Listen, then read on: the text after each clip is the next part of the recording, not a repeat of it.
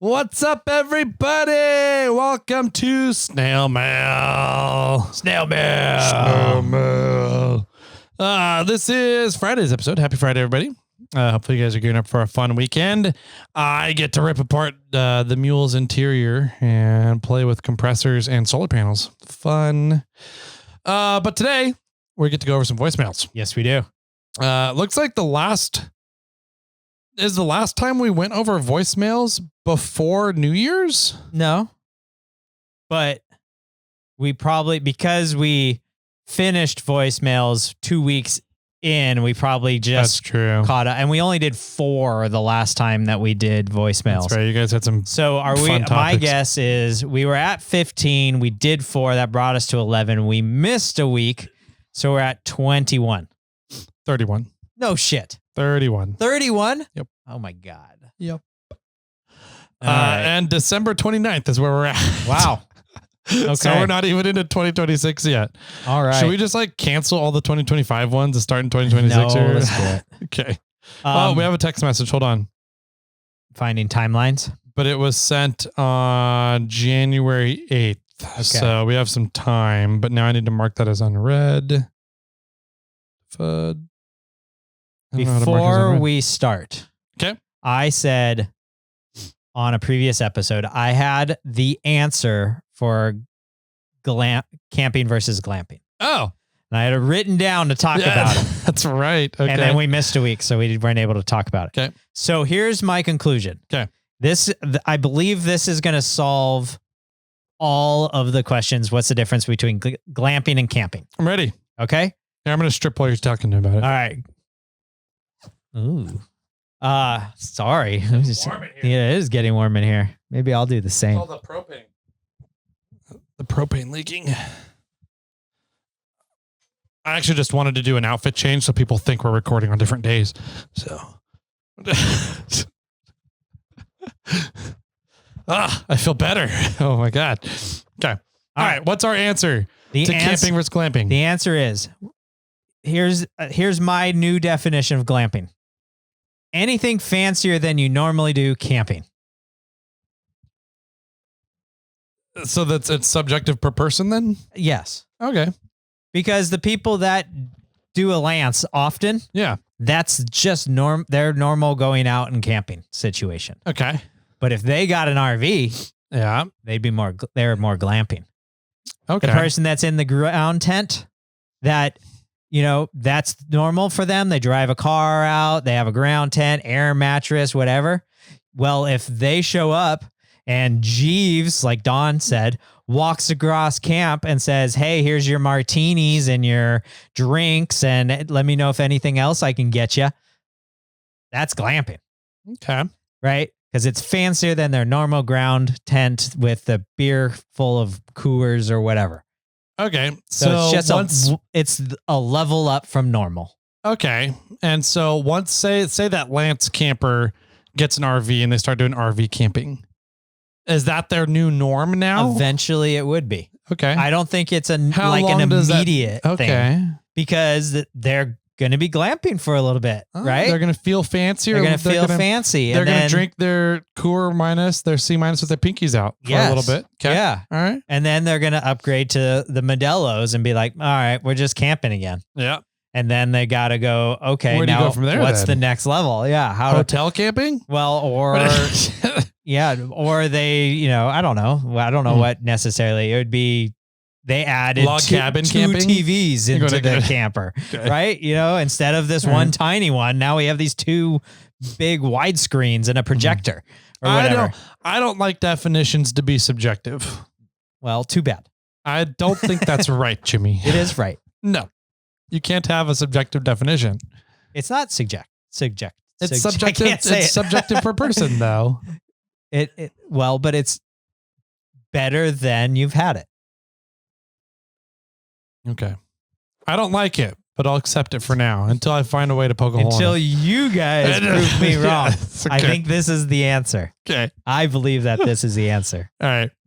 I'll let you I'll pass for now. Yes. I win. For now. I win. Okay. So that means we're here with Our first voicemail. Yes. Of 31. Okay. Oh, it's not a short one. Oh. It didn't get all the text to speech. So, all right. Okay. Chris Neely, I believe, which is our Meanstreet Racing Yes. buddy. Yeah. Let's see what he's got to say today. Deuterinos, hey, Chris Neely, Meanstreet again. I figured while I got you, thinking about it. You guys talked about AAA on the SnailMail a week or two ago, and I got my own story in regards to that. AAA really sucks these days. I mean, I guess if you're driving a Honda Civic and, whatever, you got an issue and, they'll come tow you. But when I was moving to my new property, I needed my green truck transported up to my new place, and because it was in the middle of doing the 4-wheel underground stuff. Well, long story short, I was like, you know what, I'll use AAA because, I paid for this premium membership and I haven't used it for anyone that'll tow it. So long story short with that is they won't tow it if it's not registered, and they won't tow it if it has modified suspension and big tires. So really, with that, I tried to play the game. One tow truck driver said they would tow it as long as they registered it, but then the second one that came out was somebody with not much experience, and they weren't willing to tow it. So wow. I kept trying until the point my green truck got flagged, and they won't even tow it anymore for me at all. So they've really kind of went down in credibility in my book over the years, especially in recent times. So just keep in mind if you need a tow and your rock crawler on your DOT rock crawler and they show up, they may not tow it for you. So don't count on them for any of that shit. So whatever, I still pay the membership, and I guess they can come through for certain other things, but it really fucking pissed me off. So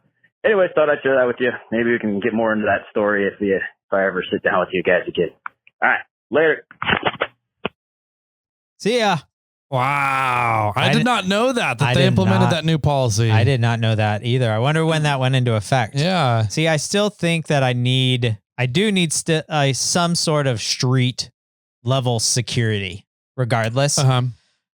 Because I mean, like if I'm driving Clifford or towing it with the trailer or whatever, I have to have the premium level. Yeah. Because, and I've learned you need this. a flatbed I learned be able to this take from a trailer too. Yeah. My, Cruise Moab debacle. Your weekend in Provo? My weekend, down in, where was Alpine or whatever? I forgot where it was. Salt Lake City general area. But you need premium membership if you're towing, because they need to put the truck on the trailer, or you put the truck on the truck, and then they got to tow the trailer. Yep. And they will only do that if you have the premium membership. Yep. So that was sort of a bummer. Yeah. So anyways, I don't know. I've never heard about the large tires or modified suspension. I hadn't heard that one either. Crazy.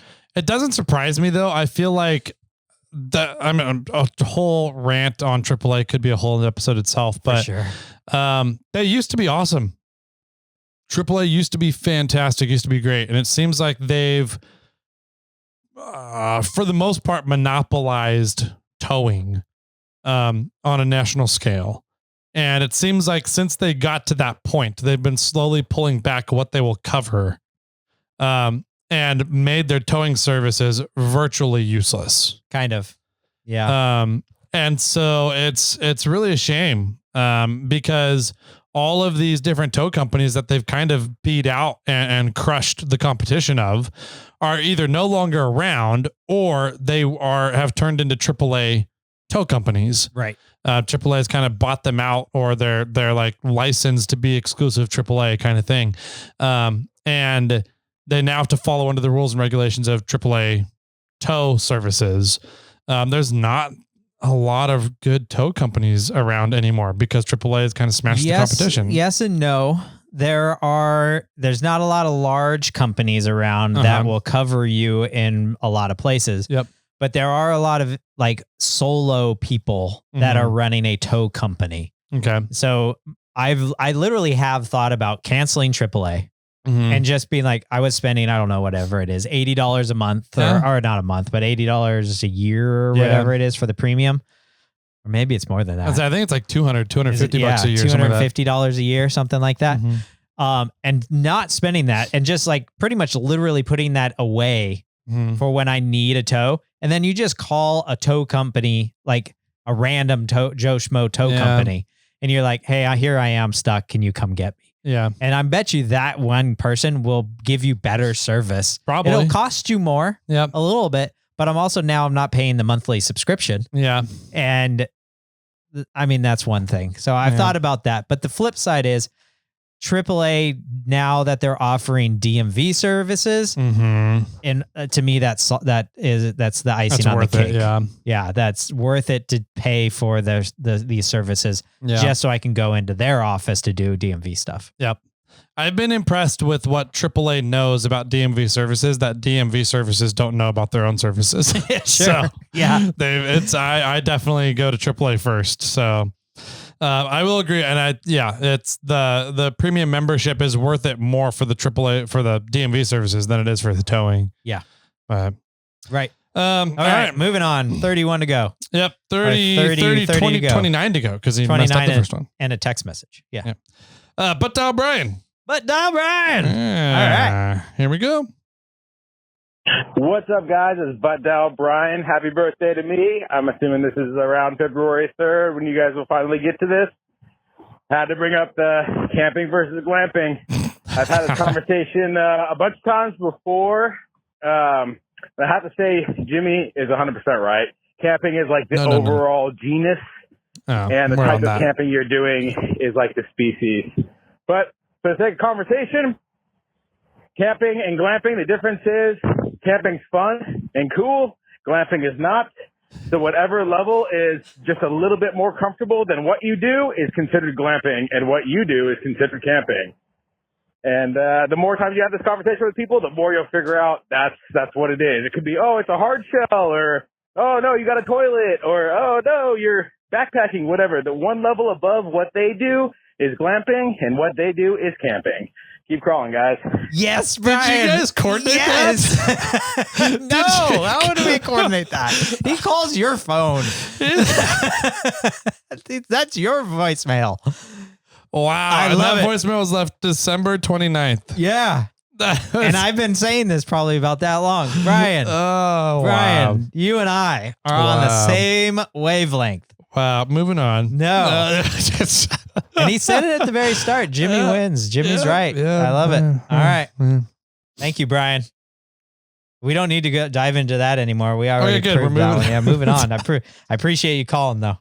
That was pretty crazy. I'm not going to lie. That was impressive. All right. I can't even read straight now. Richard, Atlanta. Awesome. Oh, it's a follow-up to his, do you think it's a follow-up to his Arizona trip? Yeah. Cool. Jimmy Tyler, it's Richard from down in Atlanta again. Just noticed that episode 668. Y'all trying to catch up on voicemails before the new year. And while I'm still withholding all the excitement of my New Mexico and Arizona wheeling trip, I would like to call in with a request for anybody listening, or perhaps for either one of you gentlemen. The wife and I were talking. We're actually down here in Savannah, Georgia, area for a couple of nights, just chilling out, relaxing, not doing anything. And we were talking about our upcoming trip, not this coming year, but in 2027. And the subject of Northern California, Oregon came up. Going to be looking for some recommendations or contacts of people potentially that have off-road vehicles, hopefully that would be able to be rented, or just kind of epic things to see. I imagine we'd be flying in and have a rental vehicle, but I know my luck's going to be running out being able to wheel everywhere via a rental Jeep that's actually, built and capable to a degree, not a stock Wrangler. So just kind of wanting to put some feelers out there for any information on something like that. My wife's coming back to the car, and I'm going to look like I'm talking to myself, so y'all keep crawling.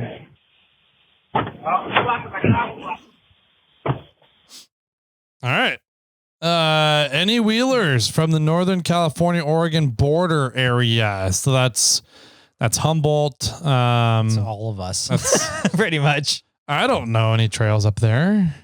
Well, he wasn't just looking for trails. He was looking for a rig to rent. Oh, gotcha. Okay. He was looking for key features, trails, and rig turret. And Okay. I would say, there's so much, Richard. Mhm. There's so much out here. Between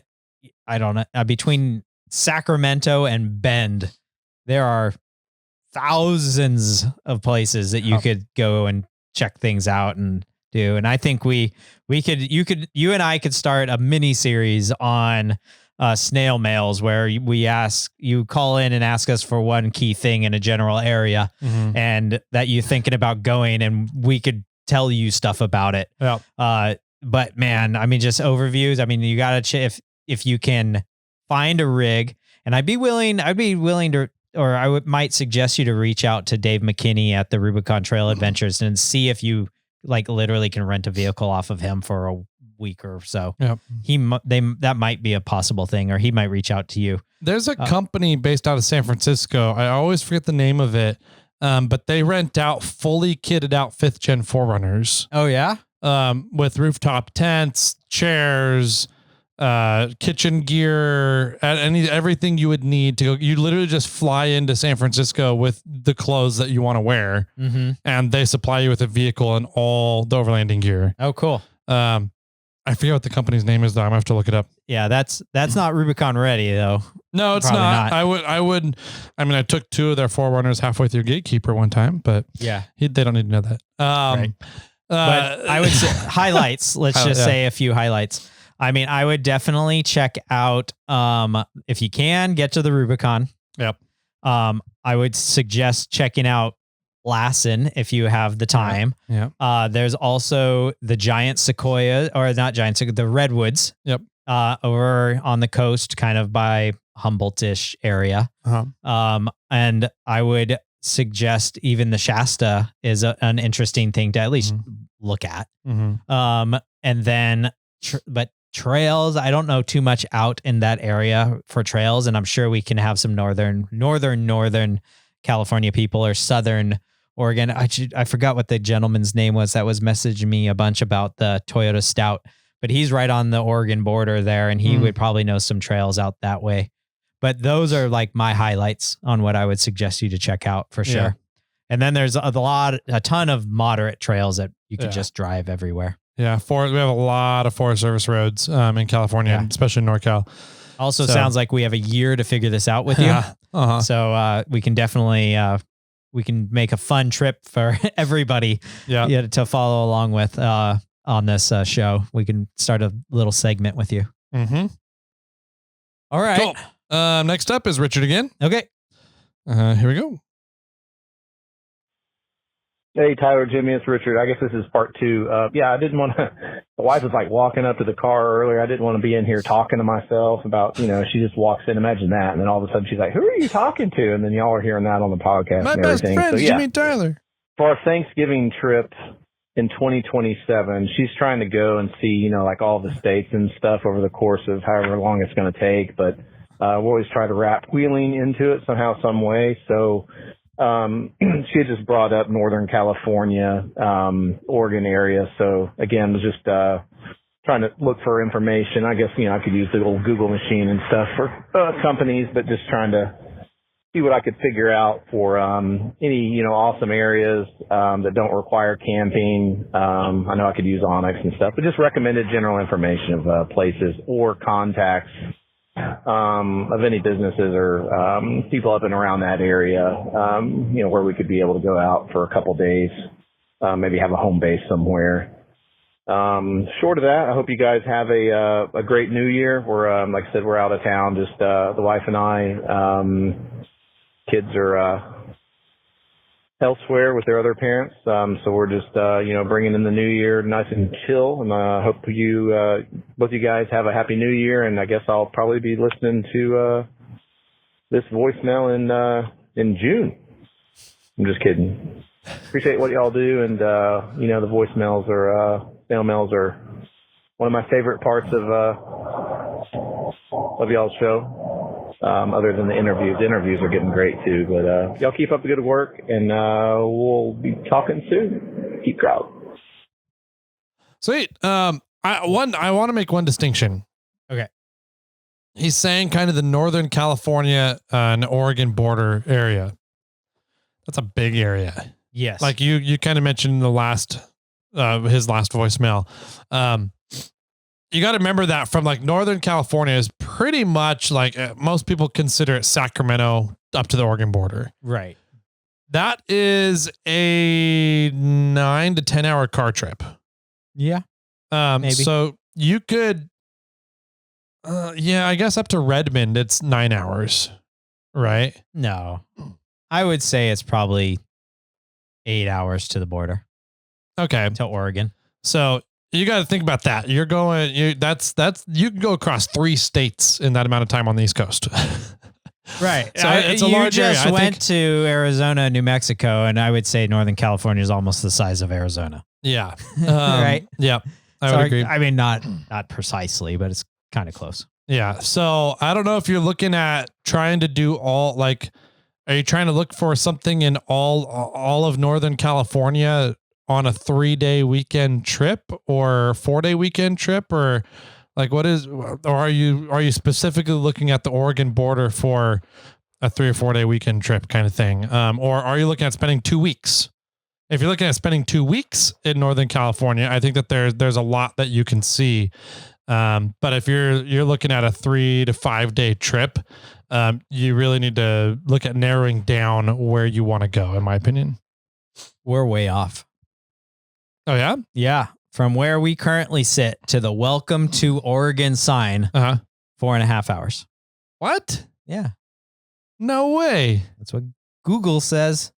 Interesting. Google Maps. If we go like 99, it's 4 hours and 49 minutes. Huh. So about 4.5 to 5 hours to Oregon. Okay. Wow. Yeah. Yeah, way off. I feel like it's a lot longer than that for some reason. Right? Yeah. Okay. So it's still a big area, and there's a lot of stuff to do and go and see. Yeah. And I don't think you can necessarily make a base camp. Like if you made a base camp on the California Oregon border, I mean, you're looking at 4 hours in each direction to go and do things if you wanted to do Oregon and Northern California. So it's a big area. I would probably suggest doing Oregon or Northern California. And unless you're really trying to get 2 states done on a trip, to accomplish all of the states, that sounds like you're doing. Yeah. Also, you said Thanksgiving, which means that there's probably going to be snow on the ground. And wheeling some of these trails in Northern California are usually at high elevations. So like even the Rubicon, I think, had snow on it during the Thanksgiving stint this year. And I think it did. Yeah. We're a really low snow year. So that's going to limit some of your options out there. So True. Good catch. Look at all the national parks that are going to be available. Yep. Tons. Go to Lassen. It's rad. Next up. Yeah. Toyota Don. Yeah. Sweet. Thanks for calling. Here we go. Hey, it's Rover Don here again, and I'm calling to talk to that Jeff Morgan fella. You know, I don't know what he's doing there, but Jeff, friend, look, we're all here to help you. I'm not sure. Is this a safe place? I'm not sure what trauma happened to you in the past. Just it's okay. On the doll, show us where the Rover touched you. Or wait, no, it did happen, didn't it? Your wife left you for a Rover, didn't she? I'm sorry. Look, we don't set out to do that. It just happens sometimes. I don't know. I don't know what trauma happened to you to cause such hatred, but it's okay. We forgive you. It's all right. We're not going to hurt you. Just relax. You'll be fine. Jimmy, Tyler, you guys should keep. Oh no, wait. Do snails actually crawl? They kind of ooze. So you do whatever you got to do. It's all good. Keep on oozing, and we'll talk to you later. Don woke up that day and chose violence. Kind of. That was Donny in full action Donny, right there. It's, crawling New sounds year, new dawn. way better than keep oozing, Don. Keep oozing. Yeah. Keep sliming. Yeah. Yeah. So, Oh, man. I don't know. I'm a rock crawler. Dawn just texted us too. Oh, is that who that was? Yeah. Yep. New watch has it come through my watch, Nice. which is fun. Yeah, I don't know. I think that a lot of people have bad experiences with rovers, and that's why it's a very justified hatred and disdain for rovers. So just saying. Okay. Yep. We'll go with it. Okay. It's perfect. Thanks for calling in, Don. Jeff, waiting for your response. I want to see this doll. What kind of doll are we pointing at? I don't know. It might have a cactus with white flowers coming out of it. All right. Next up, Brian from North Carolina. All right. All right, here we go.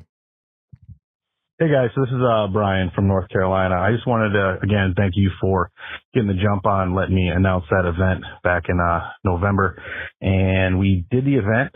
It was on December 12th or 13th or both. But that weekend, we ended up having 13 teams, 8 states. And in those days, we had 7 teams did that on Saturday. The final team did it on a Sunday. But we collected 60,250 pounds of trash. That included 614 tires, which is insane. And the mileage of the roads, we did 205.2 miles of Forest Service road that were cleaned. I don't know if your listeners know or if you guys know, when all the volunteer hours and all of the area and per mile cleaned, that basically gets added, that money gets added to the forest's budget for that year. So all of our volunteer hours, that's basically free money for the Forest Service that just adds to what they can do and help maintain and keep things open for us. So, and, it's a good thing, I think. But anyway, hope you guys enjoy the aluminum cans filled with olive oil, I guess it was. Anyway, keep crawling. Talk to you soon. Yep. Yes, we enjoyed the olive oil, as did the assistant. Tell your wife thanks for the suggestion on the random sour olive oil. Yeah. I tasted it too. It was pretty good, and I'm not a sour fan. Yeah. So that sounds amazing. 60,000 pounds of trash in 200 miles. That's pretty wild. That's a crazy dense trash formula in my opinion. Across 8 states. 8 states. Wow.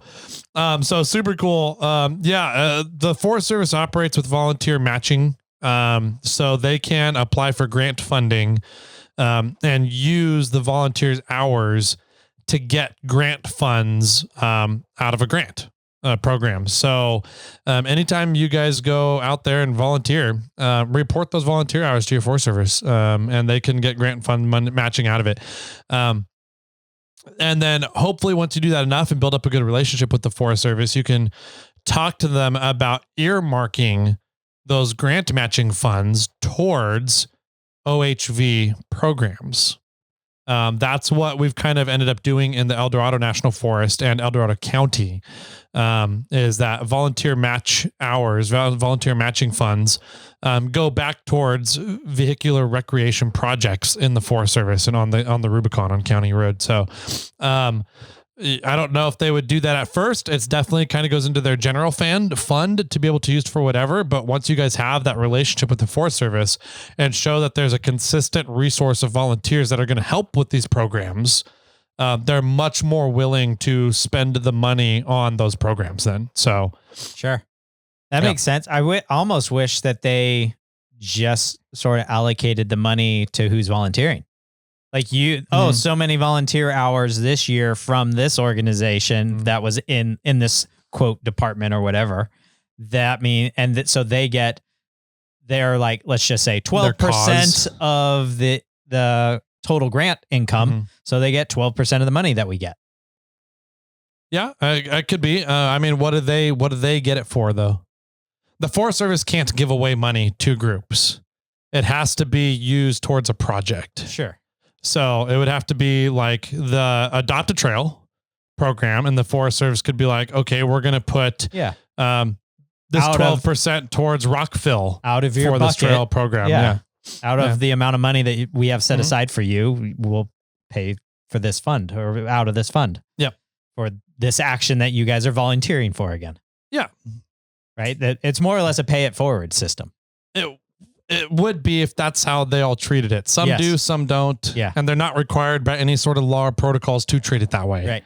So the only way to get them to really treat it that way is to prove that you're going to keep coming back to help with those programs. And it's worth them investing into rather than them investing into it. And then all of a sudden you guys don't come back and they're like, well, we don't have anywhere to use this money now for. Now it's locked up. We can't use it. Sure. Right. So, as long as you guys have that relationship and can prove that you're going to keep coming back, most Forest Service will earmark that money for you. So cool. Yeah. It's a good suggestion. Yeah. Should we do one more? Let's do one more. All right. Yeah.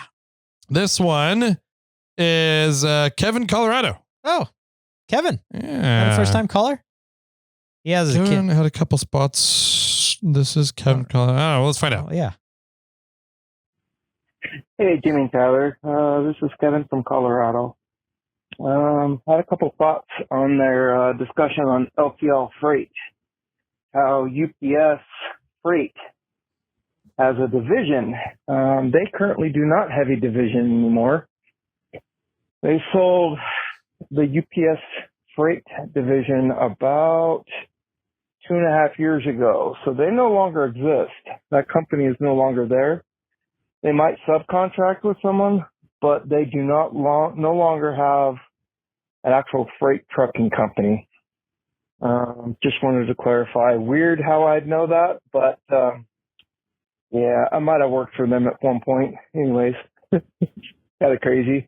Anyways, Toyotas are okay. I still prefer my Chevy stuff, but yeah. Anyways, Rovers suck. We'll just leave it at that. I'm out. You're going to incur the wrath of Donny. And Wheeling Wine and Whiskey with that close. That's funny. That actually makes a lot of sense then, because we've been hearing from our rep that that UPS, they're trying to spin it in a very positive way, but they're making it like, yeah, our LTL has been like absorbed into just our normal freight stuff, our normal shipping domestic cartons now. So, you package it all on a pallet and then we'll come pick it up and it just goes into the normal shipping processes. Got it. I'm like, okay. So that means that we can't package an engine onto a pallet and ship the engine, because that would be LTL Freight. Well, but you can package it onto a pallet and then send it with your normal carrier, but then it gets divided somewhere at the hub to the LTL division. To the subcontracted maybe a part? subcontractor part. But or rates, are they just not doing LTL anymore? I can get a label for a 500 pound to 2,000 pound pallet. Okay. And ship that one pallet through UPS. Right.